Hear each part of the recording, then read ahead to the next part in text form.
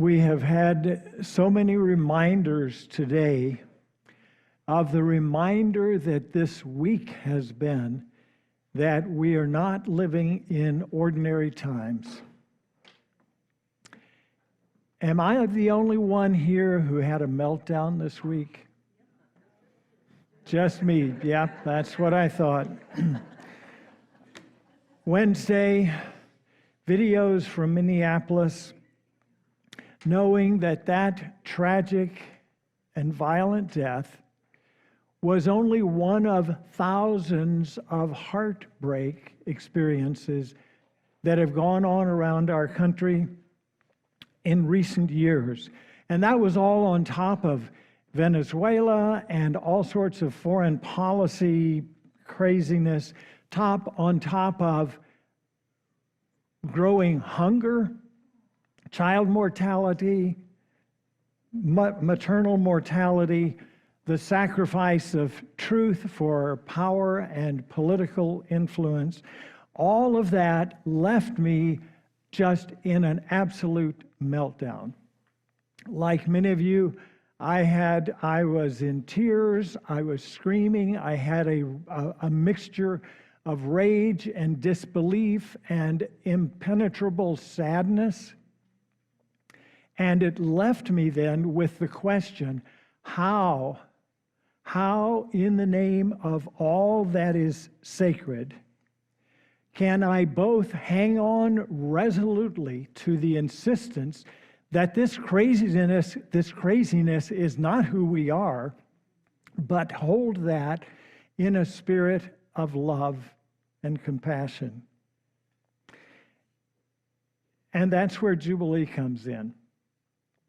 I know that we cannot swim up the Niagara Fall of the transformation that we're called to make by ourselves.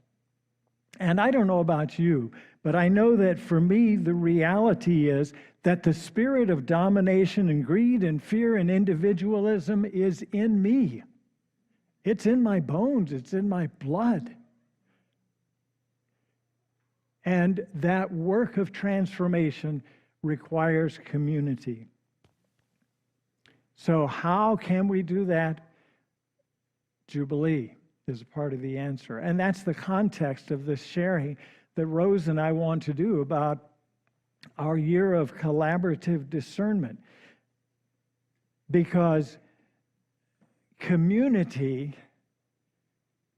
is, as Father Richard Rohr says, the best antidote to the really bad is the practice of something better.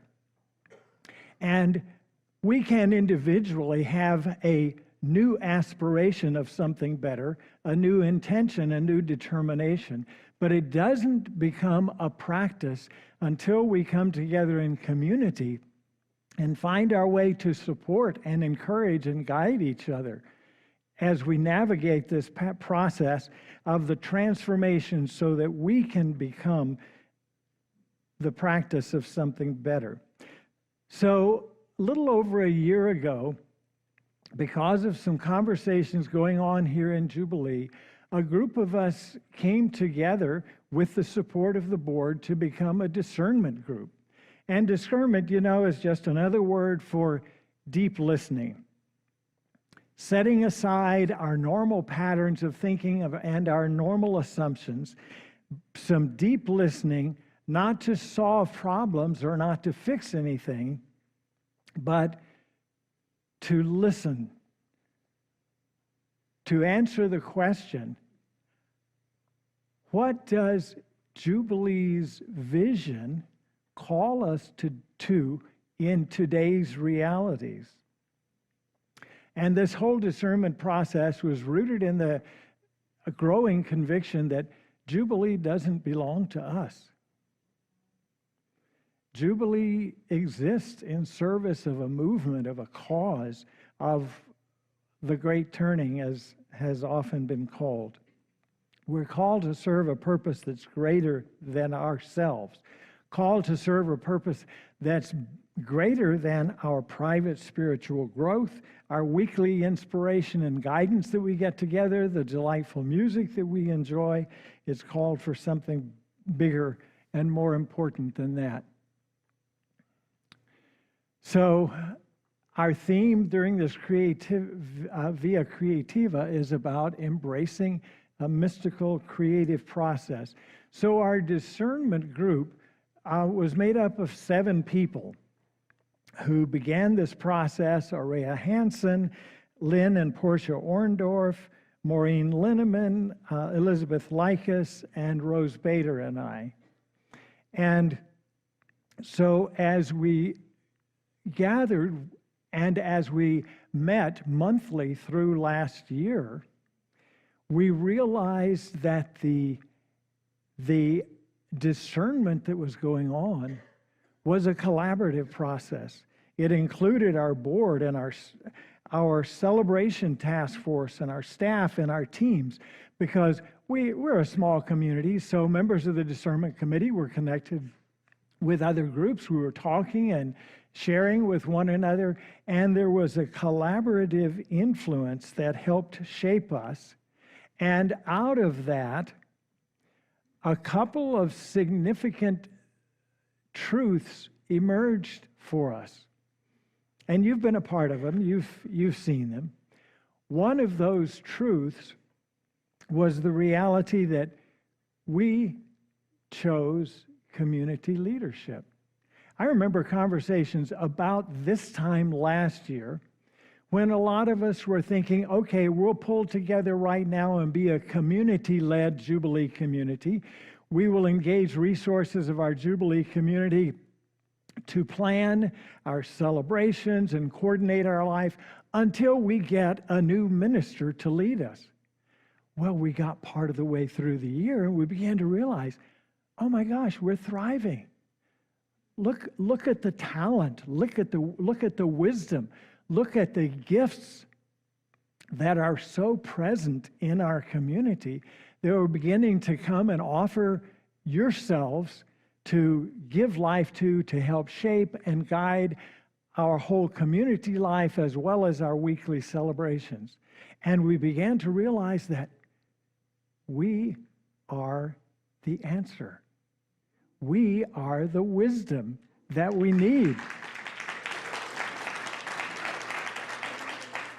And particularly in a time when hierarchy and patriarchy have such toxic influence, what better way is there to tap into the wisdom and the courage of the divine feminine than that we are a community-led Jubilee community?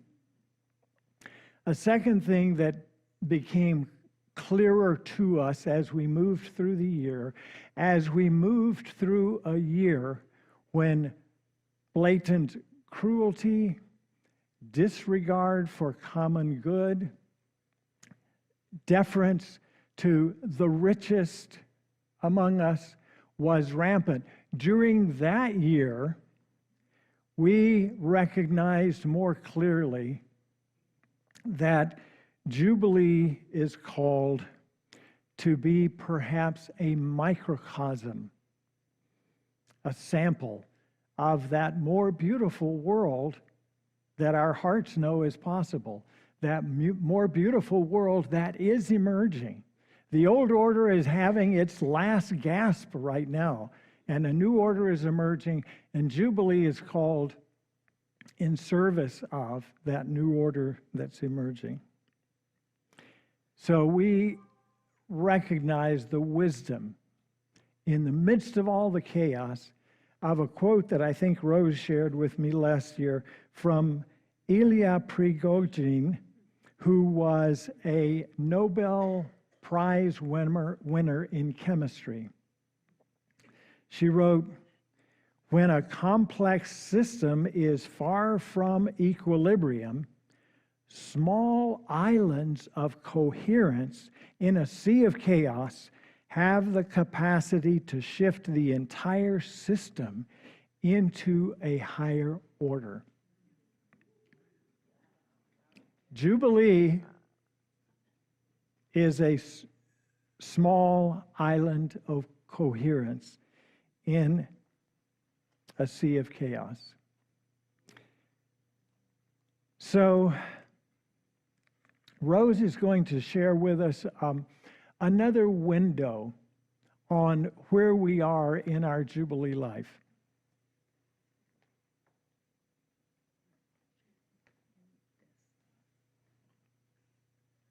It's a privilege to be here talking today with you in this incredible celebration. And I was sitting behind Lynn, whose t-shirt reminded me what we're doing here, which is, the Jubilee logo, celebrating creation, compassion, community, those 4 C's, I think is what you just said. The island of sanity in the midst of this chaos. And what a privilege for us to be Jubilee and to be the inheritors of the founding vision that was birthed into this world in all the beauty and all the ways that it happened. And what a privilege for us to be holding that sacred trust. I think about Jubilee right now as holding a sacred trust for the stewardship of this vision into the future. That's what I think about where we are. So one of the things we talk about is, where are we? I mean, this has been the conversation all year, right? Where are we? Where are we after Helene? Where are we after all the changes? We've lost our buildings and all of that kind of stuff. Where are we? Are we dying? Are we splitting? Are we falling apart? Are we just hanging on till the end? So one of the things that I have found helpful is to ask the question from a natural systems approach. In other words, if we're creation spirituality, how do we learn about who we are from creation? So one of the things we know is that every system that survives, that sustains itself, is a natural system. Patriarchal systems don't work. Human-made systems don't work. We see that clearly. So if we go back to Jubilee is a natural system. It is one of those natural life cycles like every other living thing. Anything that is a living thing, whether it's your body or an organization or your relationships or your business or your community, these are natural systems, and there are patterns of sustainability that make something go on. And so I'm going to talk about that. So the question is, where are we now? So in the beginning of that chart, you see that when something begins, at the bottom left corner, when something is beginning anew in the world, what happens in nature is that there are something that the scientists call molecules of change. And I think we know what that is, right? We've been living in molecules of change. So if you go to the beginning of Jubilee, there were molecules of change that were things like, well, why does a church have to look like this? Why does a church have to be only people who believe the same thing? Why does a church have to exclude things? Why does a church have to be a church? And in those questions that Howard and many, many others began to reflect on, and they began to dream a new dream, which is, how about if there's a thing, there's a living thing that wants to celebrate creation and community and compassion? How about if it's not about dogmas? How about if it's about spiritual journeys? How about if it's not about excluding people? How about if it's about making a table where everybody's welcome? All those how-abouts, what if that happens, began to take shape. And when those ideas of molecules of change coalesce, there is something that births itself new into the world. And this happens all over the place. Sometimes it's a forest, a tree, a bush, some life cycle in the ocean. But in the case of Jubilee, so we had a founding of something, and something new came into the world. And that's our lineage, that's our ancestry that we just talked about. And in this stage of natural systems development, when something new comes into the world, there are patterns that happen. So there is a whole time of chaos, which I wasn't there at the beginning, but you can imagine, like, okay, so what if we want to do this in Jubilee? We want to create this community, and it's not about who fits and who doesn't fit, but about coming together, and there's joy in it. And there's not guilt and shame. There's joy and life. So things start evolving, and anytime there's new stuff evolving, there's chaos, right? Because there's no linear stuff. Life is not linear. Nothing happens that way. So there's all kinds of things happening at one time. That chaos of a new thing being born is so full of life and also scare, because as soon as something new is going to be born, something new is going to go, something old is going to go away, right? So there's this chaos time. Then there's a whole phase when something is new that there's growth. And so new people come, new ideas, there's a building, there's a gathering place, there's a name, there's a logo. And in that expansive growth time, things start really flowering, and the vision becomes clearer. And then there's some stabilization time. So then, like, Jubilee becomes a thriving thing, and all these people are coming, and we're known in the community. We start participating, and we have a sense of us. We have a sense that we're a thing, we're a community. And things get stabilized. And then there are what we always say, like, roles or ways that we stabilize a system. Like, you make up roles, you make up practices and systems, like, we'll meet every Sunday, we'll get a building, we'll do this. So, and we'll need some people to do that. So things get stabilized. Now think about this in terms of your life and in terms of your relationships, in terms of your career. This is the same life pattern that happens. It's the same natural system that happens. So then things get stabilized, and then the big thing next to that, and you can imagine things in your life that were going well, and then there is some catalyst event. So think about your own life for a minute, like something happens. It could be the thing that we talked about today. Something happens in our lives individually, collectively, as communities that shakes up. So in our case, we could talk about how we're leaving. We could talk about where we've been the last 5 or 6 years. A catalyst event, though it seems that it makes everything fall apart, really gives you the momentum for new life. If you do not have catalyst events, you just kind of fizzle out. So, hey, we are lucky. We've had a lot of catalyst events, haven't we? So we are just primed for new life. So the whole recycling of life depends on what happens when the catalyst events happen. In your relationships, in your body, in your community. These are natural processes. All things that sustain life go through catalyst events that create change. You could say that's familiar to us, right? Then after the catalyst events, you go into another period of chaos. So think about the last several years. Chaos would be a good description for that, right? That chaos feels really different from the first chaos. It's not so much fun and exciting. It's like, right? But you go through that because you have to destabilize what was in order to have the new. Because nothing in nature survives if it is stagnant. That's just what we know. Our bodies can't survive stagnant. So, I mean, you're making new cells and organs every day. So, and when you go through destabilizing, where it leads to is that everything of the old begins to collapse. So I can see from your faces, this is familiar, right? In life, in work, in family, all of a sudden things crash. And then what? And I love the thing that the quote that you gave us today about when the world goes mad. What? Then what? Where does life call you when the world goes mad? In this case, we sure don't want to go back, right? So, well, there's that, right?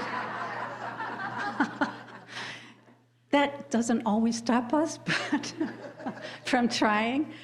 Because honestly, I don't know about you, but most people I know when there's a catalytic event and things collapse, we put everything into going back, because that felt stable.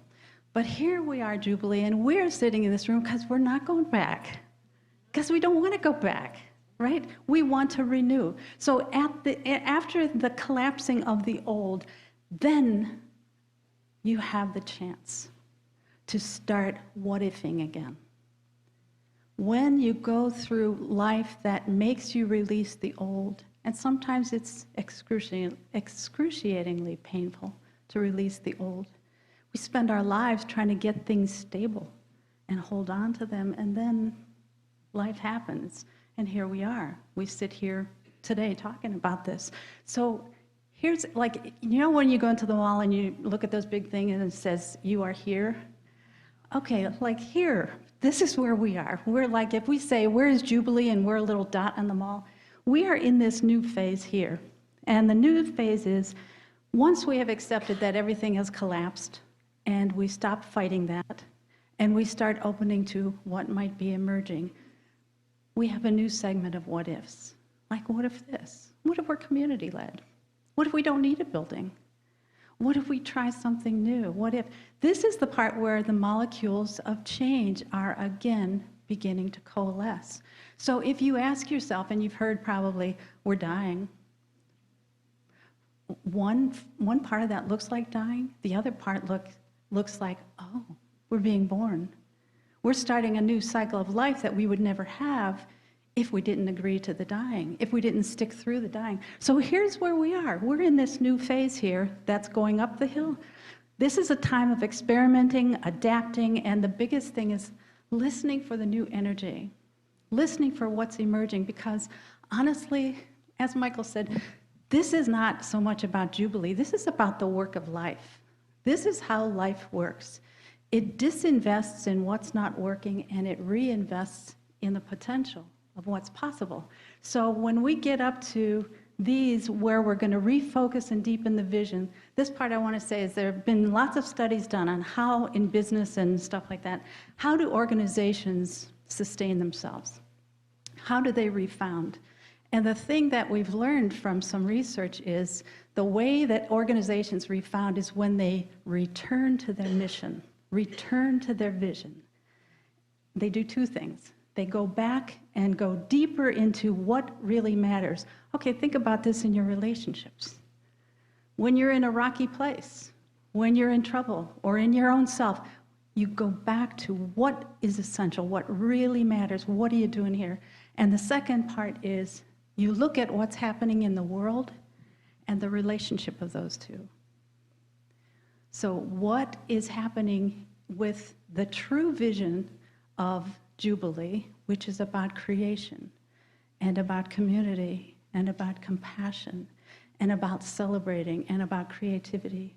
And how does that interact and get shaped and renewed and refreshed by our vision?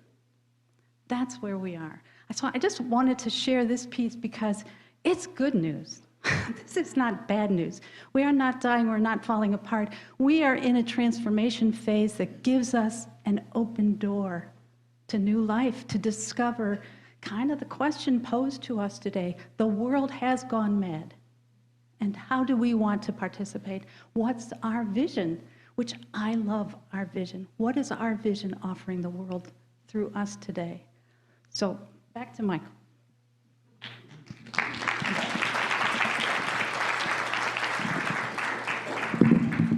So over the last year, as our discernment group and then the board worked through that question, what is our vision calling us to at this time? We considered a variety of possibilities, each of which has some merit.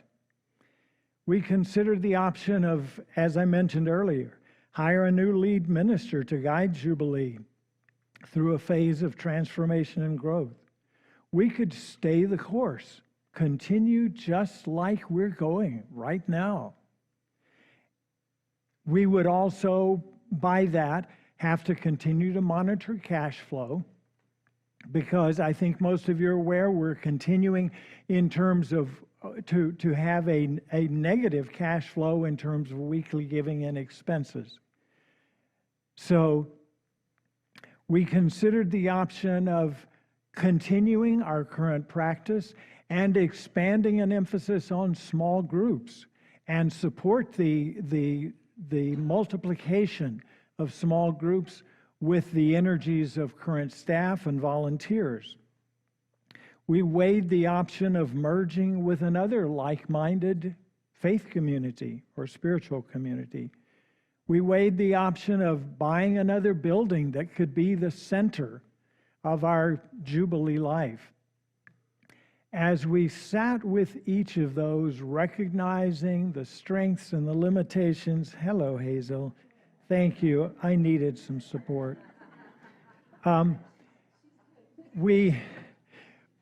She's just rubbing against my leg, oh, so sweet. We recognized, our sense was that these are not our best options for this time.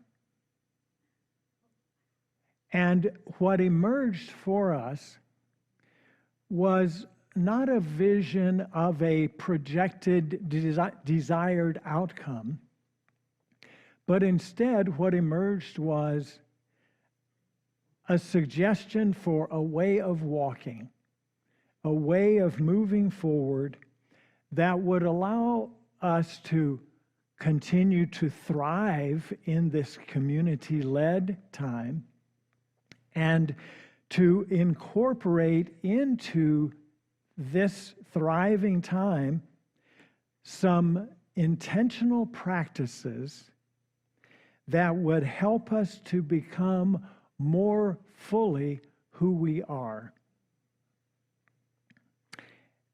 And so, two specific things came then. One was a proposal that we continue for the next couple of years our community-led approach to our celebrations in life. We are expanding, we are thriving, we're energized in this time.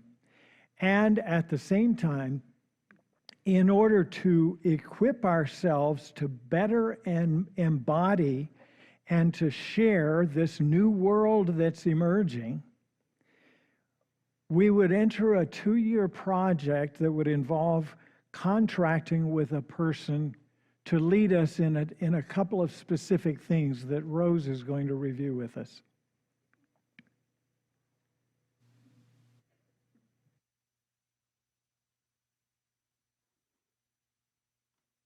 To be a 3-part thing today with Hazel, me, Yes. and Michael. So this idea that Michael's talking about, like, what would we do as a process to go back to what I was saying earlier? When a group is trying to refound and renew, it goes back to do a deep dive in its vision, and it overlays with that what is the essence going on in the world today, and how do those go together? So that's why this idea of it's not an outcome, it's like, can we engage in a walk together that will deepen us, that will surprise us, that will renew us, that will give us a deep, now, at this time, renewed vision of Jubilee. And so this 2-year process is what we're talking about that would have, well, let me go back a second. So back in April, because the Discernment Committee or group was looking at where are we? So we asked you all to fill out surveys, as we do here at Jubilee, right? Lots of surveys. We asked you all to say, what matters now to you for Jubilee? What should we be doing? What should we be thinking about? What about the future of Jubilee? And there were a whole list of things that came back. 2 of them are the ones we chose to work with, and there are others that the board can work with, but we chose to work with 2, not because they were the top 2, but because they had a lot of energy in them for the committee, for the community, and for us. The first one was people saying we need pastoral care. We are a community of faith that doesn't have what we need for pastoral care. And we're telling you right off the bat, most people hate that term, pastoral care. I'm using it this morning only to give us a collective idea of what we're talking about. So basically, the whole notion would be, how do we go deeper in this idea of creating a caring community for ourselves that then can spill over into the world? So caring for ourselves when there are sufferings, when there are illnesses, when there are changes, when there are joyful things, when there are weddings, when there are funerals, all of that. How do we bring that to ourselves? So the first idea of pastoral care is that we would have someone who would do some of that, and also, second part, work with a group of people and train them so that they can do that. And so that's the first part of this plan, that this person that we want to bring in would provide pastoral care and training for sustainability of pastoral care. And that the whole thing in general would overflow into us becoming a more connected and caring community for one another in probably multiple ways we don't even think about yet. That's the first part of what we're asking to do for everybody dance. Okay. And the second part that came out real strongly in the surveys was, we need to go deeper into creation spirituality. What about creation spirituality? And so this second part would be multiple ways of doing that. And we're just calling it like a deep dive into creation spirituality, where for a couple years, we would commit ourselves to going down deeper in what is creation spirituality now in the world. Not when it was founded, but now in this insane time. What does it mean to live like the universe lives now? So these are just suggestions. They're ideas of what this might look like. One of them is that we would have something called Creation Spirituality Uncorked, which can change, but the notion of people gathering together in their homes, maybe they have wine, maybe they don't, maybe they have dinner, maybe they don't, but people gathering in homes around different topics, and these things would be curated and designed and facilitated for small groups to go deep. And that was another big thing that came out of the surveys. We want small groups. We want conversation. We want to talk about stuff that matters in small groups. That's one of the things. The other thing is classes and study groups, specifically on creation spirituality. And I love this part, that they would be here and that they would be open to the public. And maybe this would be a vehicle for us to partner with our partners in a deeper way. So we would invite people from different organizations and anyone who wants to learn about creation spirituality to come to these classes. So in a way, you could say Jubilee might open its doors to share creation spirituality with the larger community, whoever wants to. And the last thing, that there would be retreats. Maybe they'd be half-day retreats, weekend retreats, day retreats, any kind of retreats that would create spaces for us in community to go down deeper. And the last thing would be that we would want to engage this 2-year process in a very deep listening way, so that we would be constantly, and I don't know how this is going to work yet, but trying to hear what's coming up. What are people hearing? What are people experiencing? What is Jubilee experiencing through this process, so that we can learn and gather together our collective wisdom.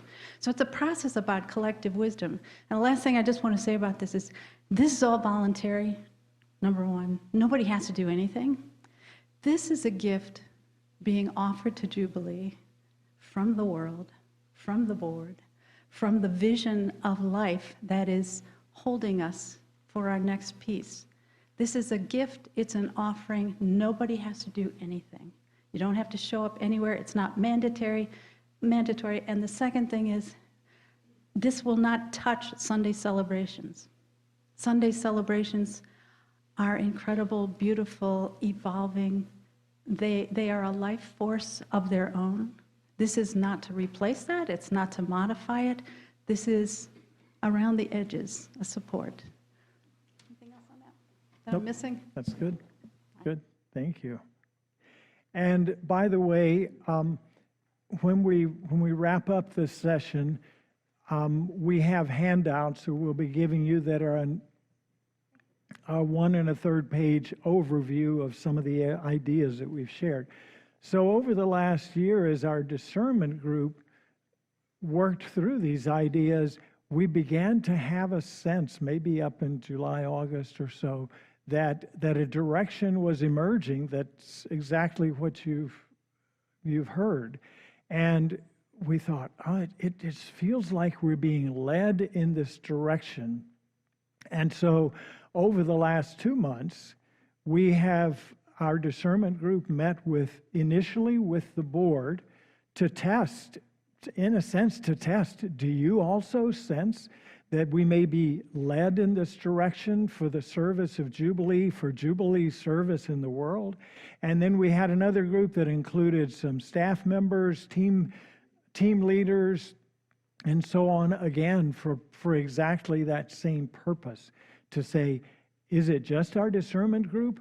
But in each one of those settings, I think most of us, even those of us on the discernment group, were surprised at the palpable energy of enthusiasm and sense that, yes, this may be our calling. So we've met with the board. The discernment group now has handed off its work to the board. We are happy to be of service, to partner, to collaborate in any way, but the board now is carrying this project and this idea forward.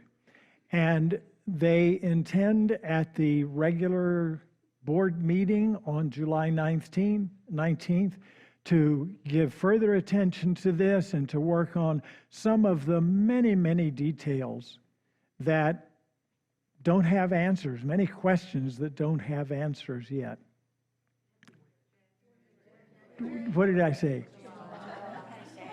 Jay, I was close. All right, January, thank you. Yes, that makes a lot of difference, so thanks.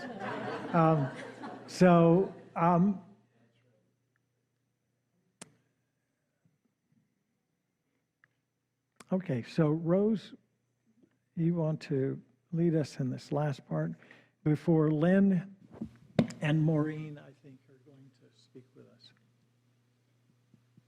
Yeah, just in closing, I guess what we want to say is what we came to in this discernment group is that life is offering us a gift. It's offering us a gift of renewed vision, renewed spirit, renewed creativity, and that it's not something we're doing, it's something we're being offered. And I guess our response can be opening our hearts and our hands and being willing to participate and willing to go on a ride into an unknown place it will take us somewhere different, I'm sure, individually, and how that happens collectively. So we just want to say this, this is what I believe about creation spirituality, that it is a partnership with the universe, and it calls us to open to the new and to participate in the new that's coming to life, especially in a world that's gone mad. So with that, we want to invite board to say a few words.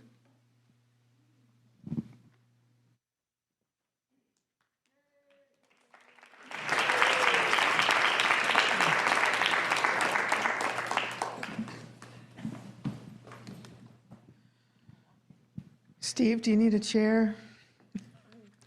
Okay. Cool. All right. So we're all crowding together here, aren't we? Nobody wants to stand in front. Except me, because I'm the shortest. So over the last few months, as Discernment Group has brought this to the board, and in full disclosure, I was part of the Discernment Group, as Michael mentioned. So some of the ideas I have been with for a long time, but it was really exciting for us to see how our fellow board members responded when we first introduced these ideas to them. And they were on the edges of their seats, by and large, and about different aspects of it. And I think we're all very excited to continue going forward with this, to offer everybody some ways to deepen some things that have already started happening. We have Geeking Out with Creation Spirituality. We have an Artist Way group going. We have the Mardi Gras crew, for heaven's sake. We know how to have fun. But this will be a little bit more structured and organized, but it will also offer a lot of different ways for a lot of different people to choose to get involved with each other, with Jubilee, and with the wider community. And I think that's really kind of the exciting thing, and I'm really looking forward to what comes of it. And I know Maureen has a couple things to say. Well, I have so much to say, I don't know what to say. But I have also been a part of the Discernment Group, and I have been blessed by being able to work in this way, collaboratively, listening to each other. I think that's a major thing that we have done, is deep listening. And it is exactly what this program is trying to carry forward, to have groups, to have a teacher or a guide who can help us know how to be compassionate with each other, to listen to each other. And, you know, all the things that Rose and Michael have so beautifully put together in this presentation. I personally am just privileged to have been a part of it, and want so much for Jubilee going forward to have a direction that is a spiritual direction. It is we were very intentional in our speaking. We listened to each other's differences and tried to understand each other. And that is a process of growth in community. And that's what we want to support. That's what I personally want to support. And as a board member, I am honored to be able to say that we want this to go forward and to be a visionary program for our community. Thank you.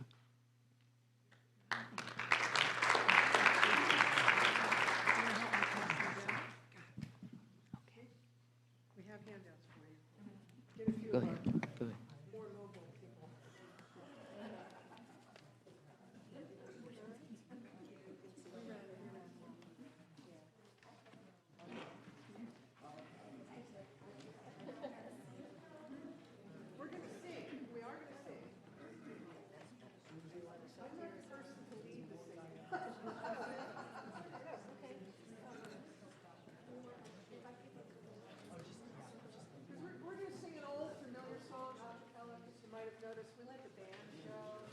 So we didn't have to be distracted by them looking bored up there.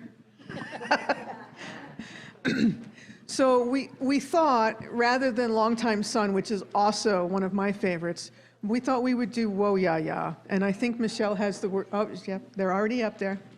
And I'll let Susie sing. How about we all stand and hold hands, and if some folks want to come down around the altar, come on down. I don't know that we've got enough room to get everybody down here, but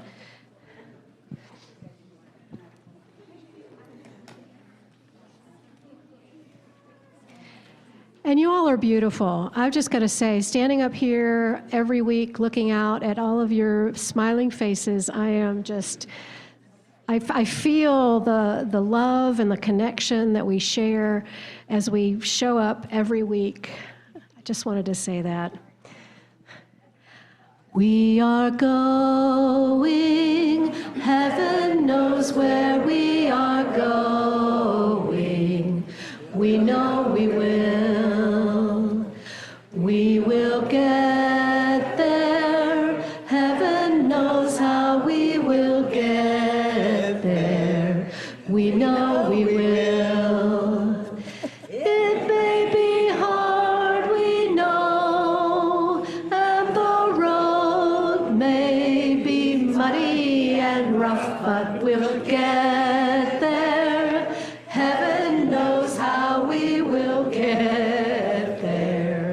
We know we will.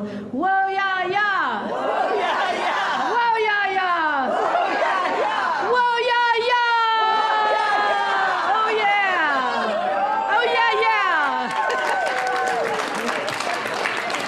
Thank you, everybody. Don't forget coffee hour and the Mardi Gras meeting.